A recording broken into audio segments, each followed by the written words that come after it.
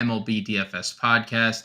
I am your host, James Grande, joined by the one and only Colby Conway, aka the Brandon Marsh Whisperer. Colby, tell the fans at home how the hell you knew that Brandon Marsh was going to go yard twice, because not only did you mention him on the podcast at 9 o'clock in the morning, which is actually recorded the night before, not only did you double down on the live stream at 5 p.m. Eastern, that we will be back again Wednesday night at 5 p.m. Eastern, Colby and I.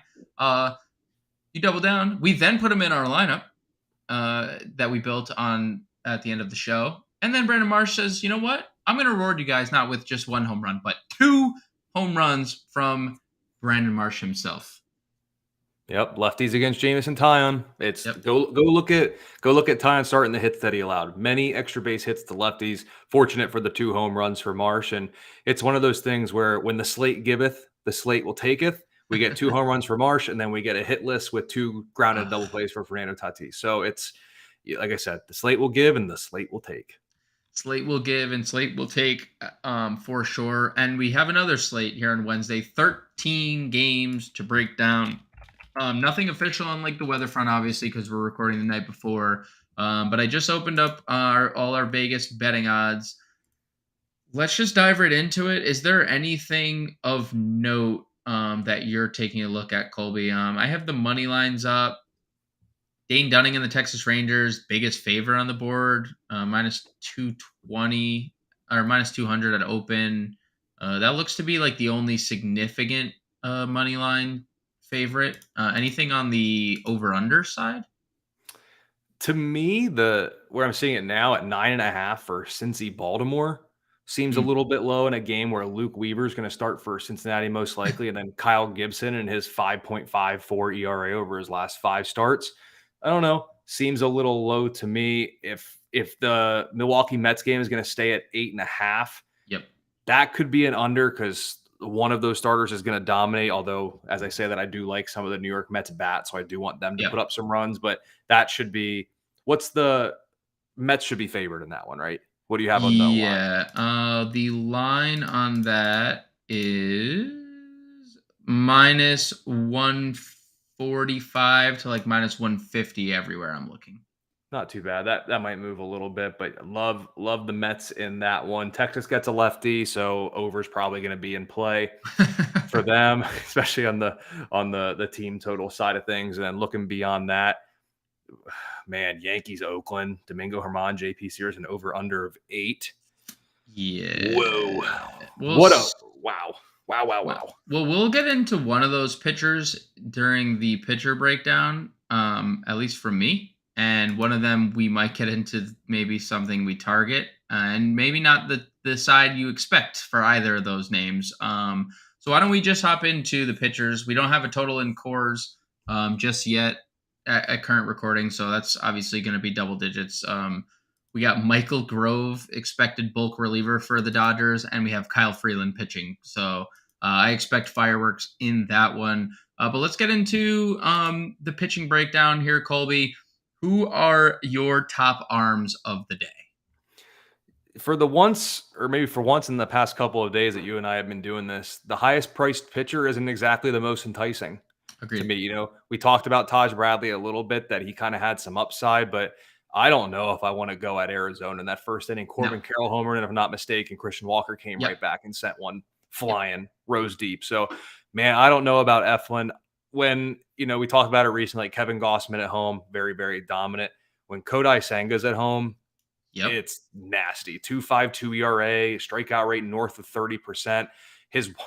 Bear with me, his walk rate is only 12.4% at home, which is good compared to his mark on the road. But despite the walk rate, if you're going to walk 12% of the batters you face and have a 1.09 whip across those starts, walk 12% of batters with a 1.09 whip, absolutely insane. And Milwaukee has the 4th highest strikeout rate versus right-hand pitching in the month of June, and they're not good. I'm sorry, 4th highest strikeout rate overall against right-hand pitchers in the month of June, even worse, up at 27%. So if it's whenever Senga's at home, the big thing is, can he control the walks? If he holds the walks in check, we are money at this price point.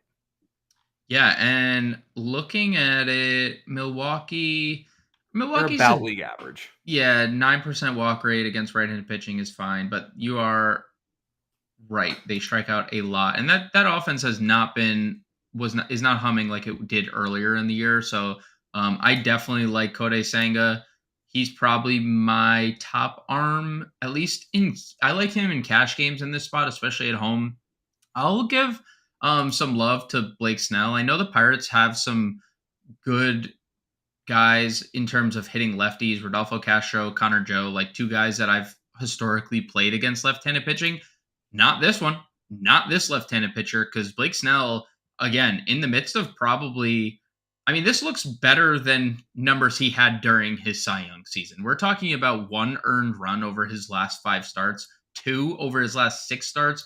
We're coming off back to back to back double-digit strikeout games.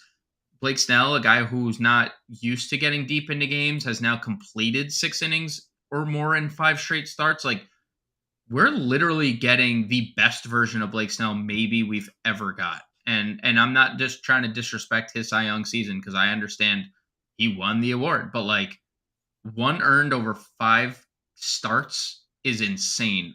He must have picked something up from Michael Waka because that looked like a Michael Waka stat line from earlier this year for San Diego. So I'll go there. I'm still a Austin Nola or Aaron Nola believer, not Austin Nola, not Austin Nola. Aaron Nola believer. I know the strikeouts were down to start the year, but I mean, if you ever go back and look at the schedule, it was brutal to start the year, especially against teams that just don't strike out. And they started to tick back up 5 or more strikeouts and 7 consecutive starts. And 6 innings against Atlanta is a really good jumping, like a springboard into something. And the Cubs have been dreadful in terms of strikeout rate over the past pretty long stretch of time. And now it's a 23.5% strikeout rate against righties on the year. So Senga, Nola, and Blake Snell would be the 3 guys I like at the top. And I wanted to ask you about a name in the mid tier here, coming off arguably his best start of his career. And Braxton Garrett, dude, has been special. The only, and I literally mean the only downside to Braxton Garrett has been the pitch count. But 88 and 90 his last 2 games is the most he's thrown all year long. Number 1 and number 2 amount of pitches.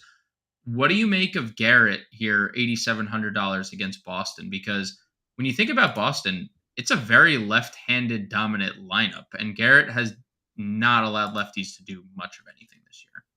Yeah, when you look at the numbers, I mean, Boston profiles as an above average offense against lefties. Like, they don't strike out a ton. In terms of their WRC plus, they're over 100. If I'm not mistaken, Garrett's a road dog. He's not a guy that likes pitching at home this year. I think he's a excuse me, I think he's a guy that's on the road. 2.18 ERA on the road this year, 1.1 whip, and obviously he's got big time strikeouts. I don't know. At first look, I don't know if I can get behind him like in cash games.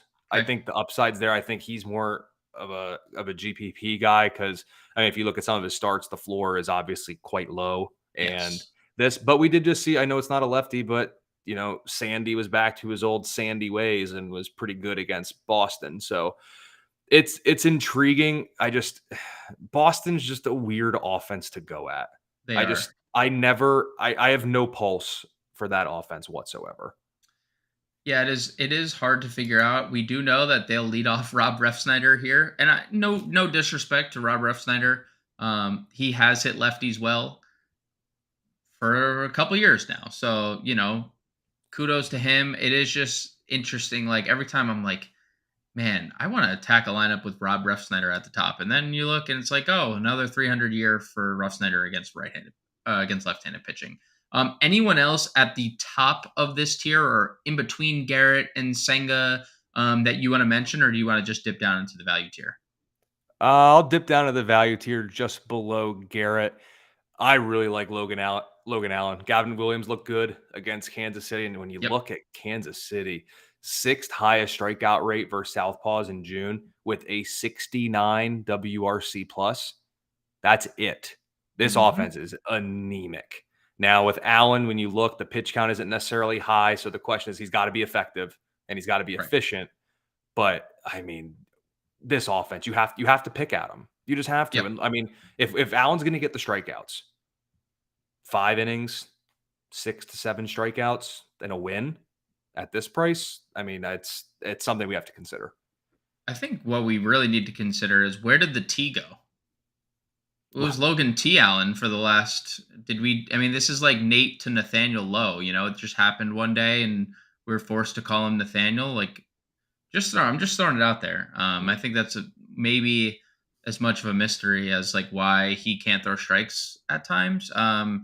That's my one worry. We just need to gain a little more control, because as you see in his last 2 starts, if he starts walking people, the Guardians have not been afraid to get him out pretty early. I mean, 77 pitches in the San Diego start, pulled just 4 innings, and he only allowed 2 hits in that game, but 8 walks and strikeouts, obviously just leading to elevated pitch counts. I would just like to see a little more. And I love Logan T. Allen, or now Logan Allen. I guess he dropped the T, but has the 10 strikeout performance already this year. So I'm with you. I can get behind some Logan Allen.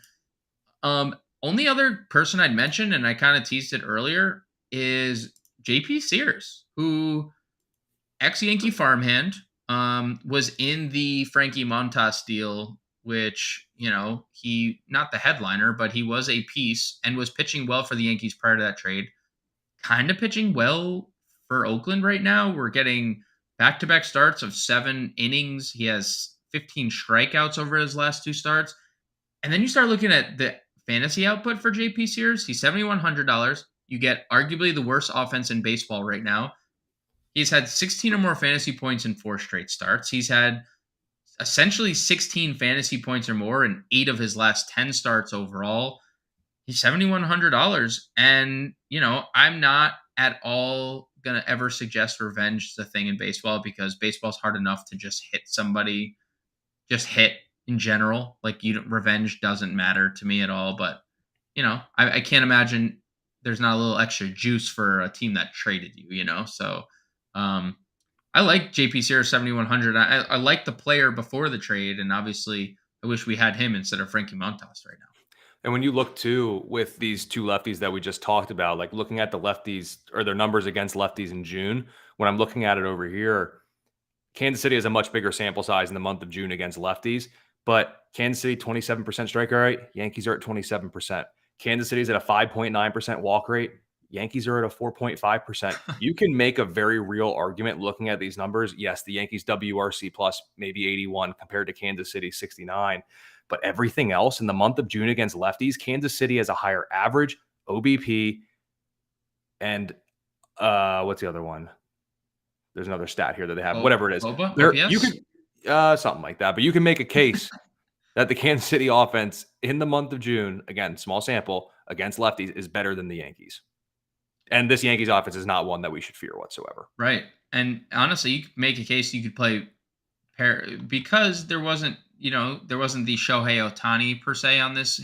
And I believe that we're going to spend up on one of these guys.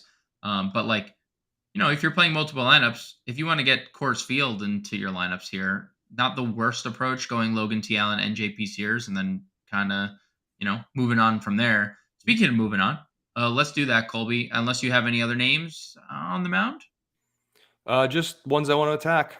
That's about it. Yeah. Okay. Well, let's talk about the ones you want to attack with some infielders, and we'll do our DFS breakdown of our top infielders. Who do you got? Your list actually looks quite similar to my list as well. You and I in lockstep here for the podcast, the Wednesday morning podcast. And that has to be good, right? I would hope so. I would hope so.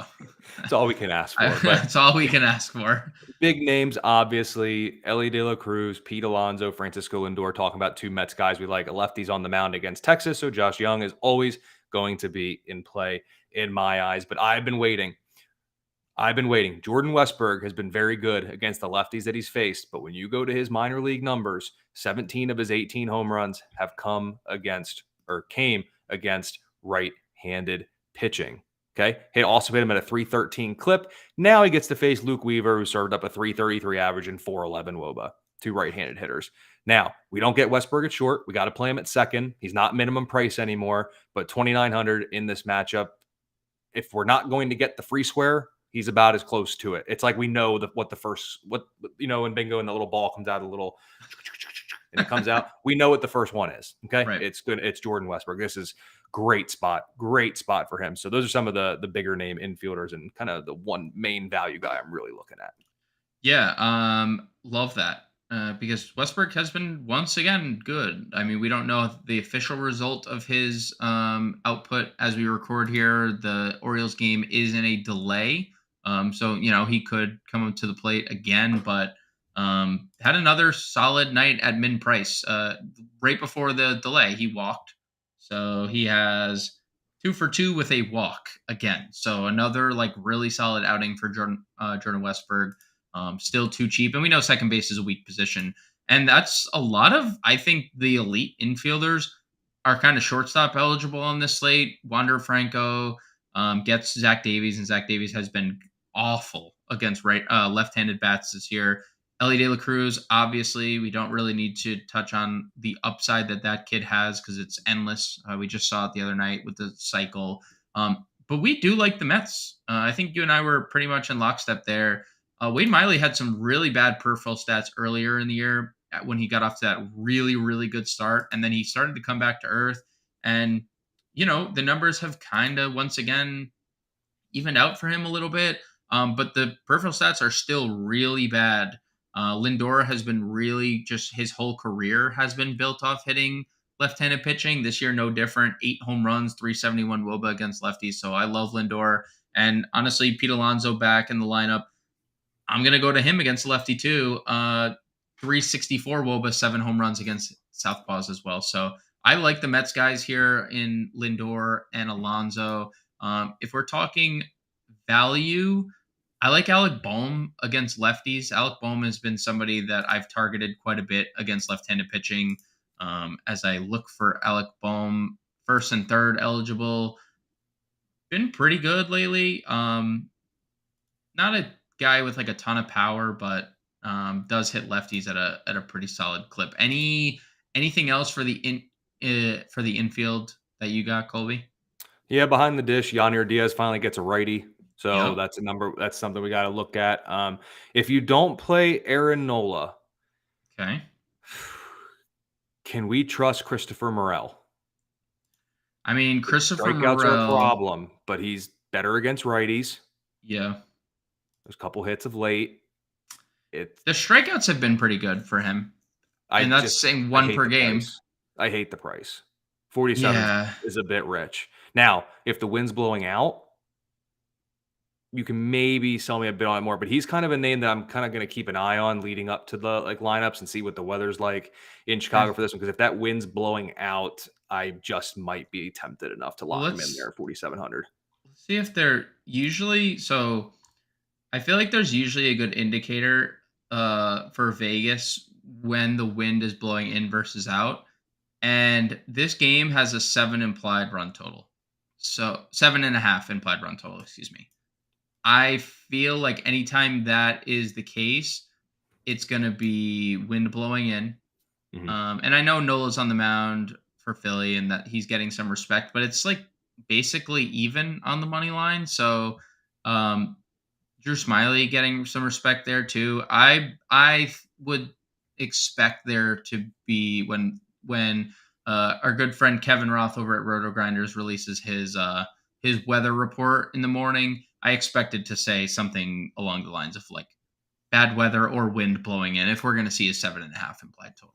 Yep, that's probably fair. And last one there, Spencer Steer, been much better against righties. So like him, any part of the Cincy stack, or if you're just going to stack that whole game, because I think that game's going way past that 9.5 over under where it was currently sitting. So Spencer Steer's a guy to look at too. I mean, look at that. Was that last 10 games, 440 something? Yeah, last 10 with the 442 OBP, the 629 slug, over 1,000 OPS. Yeah, he's been a monster. We'll take that. Spencer Steer with a little sneaky speed too. Mm-hmm. Spencer Steer running like a deer. That was a bad one. Prime time. No, that was a bad one.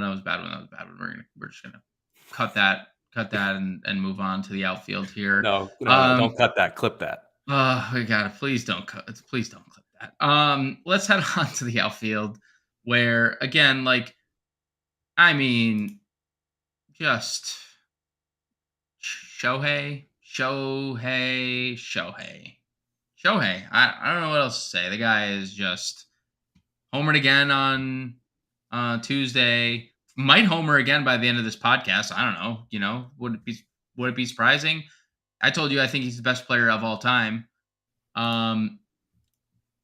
Is he the top outfielder just with a bullet every slate at this point? Has to. It's a good matchup too with obviously going up against Chicago again, but Giolito's had his issues a little bit. Lefties have gotten to him a little bit.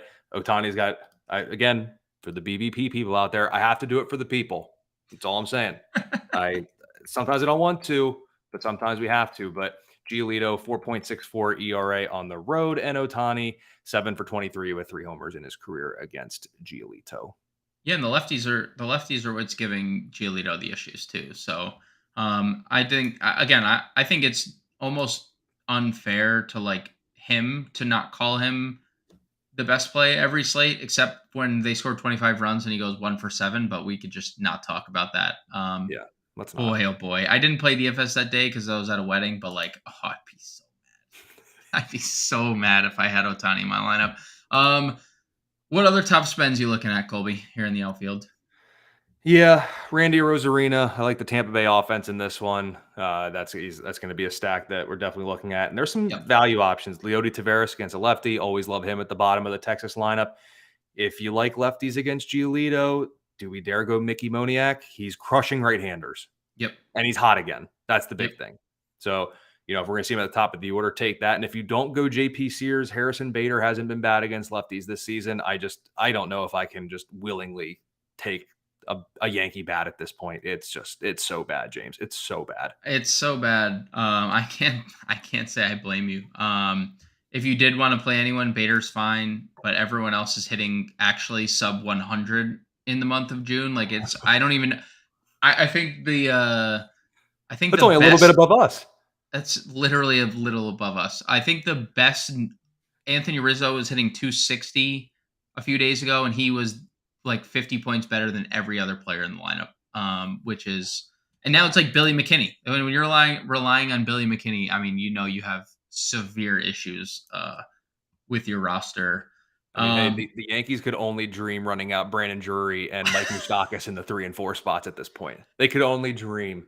Dude, really though, like really, that's how sad it is. Like that is look how my tired eyes are, how wide they are, because it's like I don't even want to talk about it. I like Mookie Betts, obviously. JD Martinez homered on Tuesday, like both guys against Kyle Freeland. Although Kyle Freeland has been very respectable at home throughout his career.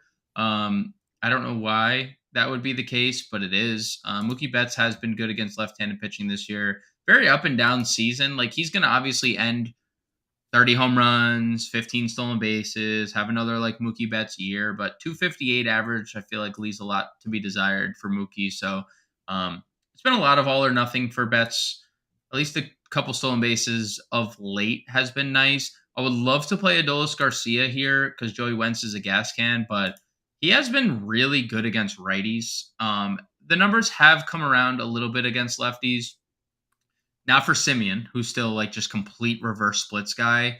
But Adolis is fine if you're playing a Texas stack. I like that. I like both Tampa Bay outfielders not named Randy Arozarena. I like Randy Arozarena too, but I do like the lefties here quite a bit. Josh Lowe, 4,500. I know he struggled lately, but he has done all of his damage against righties. Like every bit of the damage that he's done has come against right-handed pitching. I'm going to pull up, let's see. We got Davies on the mound. Lefties against Zach Davies this year. 337 average, 890 OPS, 388 WOBA allowed.